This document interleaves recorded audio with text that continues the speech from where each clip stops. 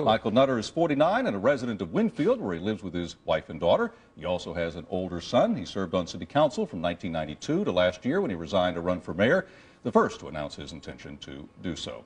And again, you're with us now. Thank you. Thank you. When you look at those poll numbers and people talk about these things, you saw the Keystone poll back in January, do you ever think, has the thought ever crossed your mind, is this worth it or should I get out?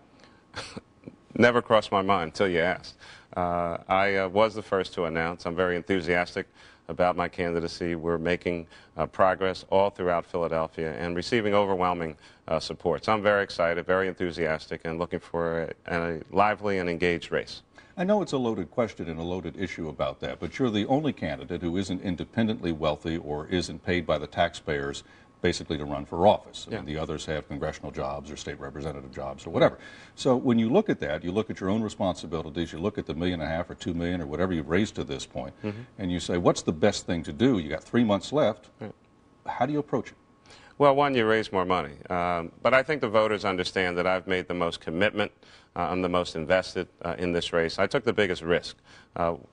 Resigned my job in city council. I'm now a full-time candidate. I'm not living off of the public to run for office. I'm just a full-time candidate. So you have 3 guys with jobs, 1 guy doesn't need a job, and I'm out being a full-time candidate, trying to communicate with the citizens and voters of Philadelphia.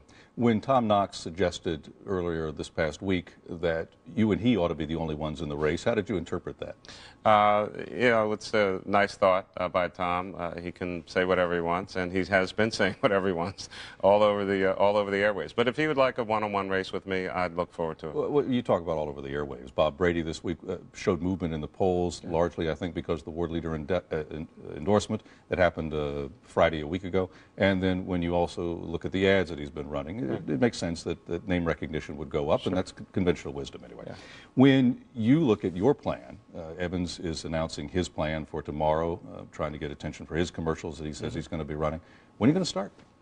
Relatively soon. You know, I'm going to run the kind of race that I want to run to communicate with voters in a variety of ways. I think if you look at our website, nutterformayor.com, you check out our MySpace account, our YouTube video, people can see a lot of what I've been talking about. They can see our plans right there.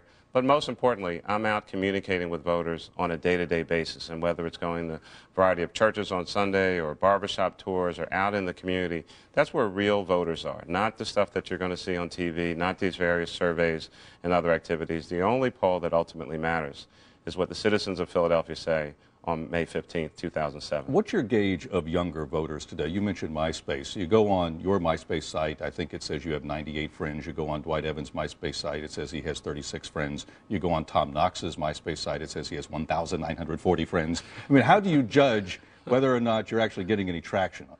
Well, it's a number of things. Again, it's the reception that you get out in a variety of communities, and whether it's subway stops, whether it's community meetings, the mayoral forum just this past Thursday.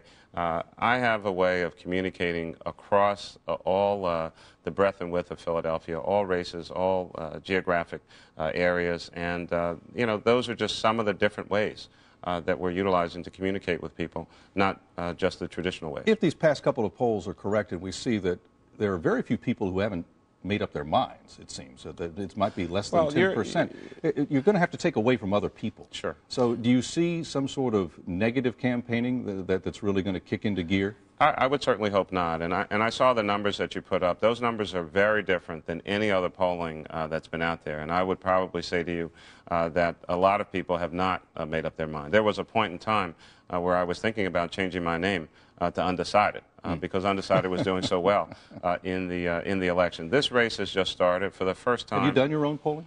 We've looked at some polling that other people have done. It looks good. I mean, you know, there are statistics, and then there's what happens out on the real streets of this city. What looks good for you? I mean, in other words, what can you see in those polls that say, yes, no matter where I am in those polls, I can get to the promised land? What it says is the people who are for me are really for me. I mean, they're strong and they're solid in their commitment. I have a tremendous amount of room to grow. Some of the others are very well known, and they've almost peaked in terms of their either name recognition or their ability to appeal to voters based on issues. The longer this goes, the more exposure there is, the better off I'm going to be. It's fair to say that of the money you've raised so far, you haven't spent a lot of it, correct? We've done our best to shepherd our resources. I raised more money last year than any other mayoral campaign, had more money on hand than anyone, 1,400 contributors, more than anyone. So those are some of the other measurements that people should know you were about. up to maybe 1,700 contributors. Are you above that now? Yeah. Okay. And Sure. Are you above that 1.4 million? Oh, absolutely. Are you above 2 million? We are very much above that. Very yes. much above 2 million? Yes. Above 3 million? Haven't gone that All right, far. wait for the report to come out? Exactly. All right. Now, you have said that you're running for a variety of reasons, but one of those reasons has to do with the corruption situation in Philadelphia. Absolutely. Tom Knox is running, and his big thing is that City Hall's for sale, and that if he's elected, the for sale sign will be taken off. Yeah. Do you find, as you talk in the community, that people associate his message and your message as being about the same, or do you resonate differently? Well, I don't think anyone has mistaken me for Tom Knox under any set of circumstances, and Mr. Knox certainly can talk about what he'd like to do, but I can talk about what I have done. I'm the person who's written the ethics laws for Philadelphia, created the Board of Ethics, changed the whole no-bid contract process and procedure, put in place campaign contribution limits in order to stop pay-to-play here in Philadelphia. All of that work has been done. I did the work, and you know, Mr. Knox is free to talk about whatever he wants, but I can actually talk about what I've done. What do you make of the effort that was short-lived but may come back to basically do away with the ethics legislation that had been passed and approved, signed into law last year? Well, you're talking about the campaign contribution limits. Right. I think that effort is dead. My former colleague and good friend, Councilman Kenny, has already said that's not going anywhere. But he said it might was a come back mistake. after the campaign. I think people say a lot of things. Okay. So in other words, that is dead. But what do you make of the effort? So. I mean, I guess there's one argument, and that is that if some guy, a multimillionaire, can come in here and spend all that money, it does give him an advantage over someone like you that isn't a millionaire, does it not? No, not really. You know, I'm not afraid of the money. I have tremendous faith in the voters in Philadelphia. And what they know is who has actually done work, who has a reputation, who has a record of good public service.